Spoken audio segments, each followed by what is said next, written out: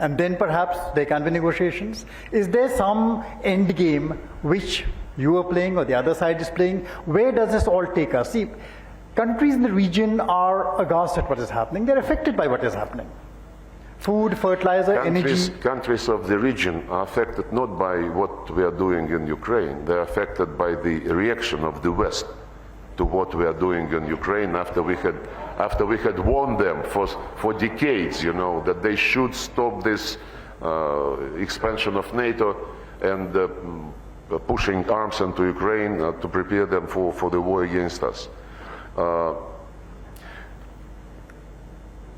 I just participated yesterday in the G20 ministerial, and our Western friends were shouting in the microphones, Russia must, Russia must, Russia must, and all the developing delegates, they were also saying, you know, we want to stop the war when Russia is ready to negotiate.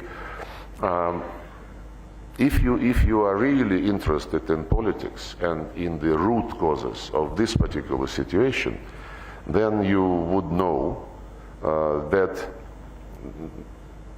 Biden, Blinken, Stoltenberg, Borrell repeatedly stated that Russia must be defeated on the battlefield. Russia must suffer strategic defeat. And this, they say, is existential for the West in the context of global domination.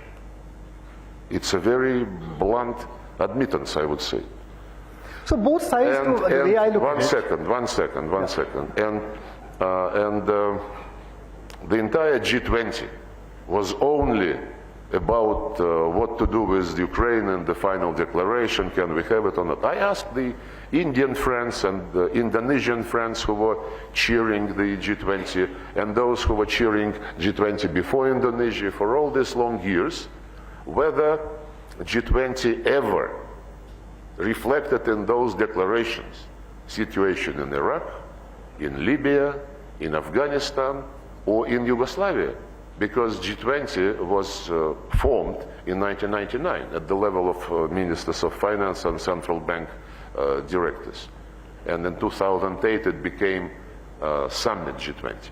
Nobody was giving a damn about anything except finances and macroeconomic policies, which G20 was formed for. These days, when it is not something which the West is doing, believing this, that it's right, when Russia has, after many years of warnings, started to defend itself, there is nothing except Ukraine which is of interest for G20. It's a shame. It's a shame, and this policy would fail. If they say this is existential for them, it is existential for us.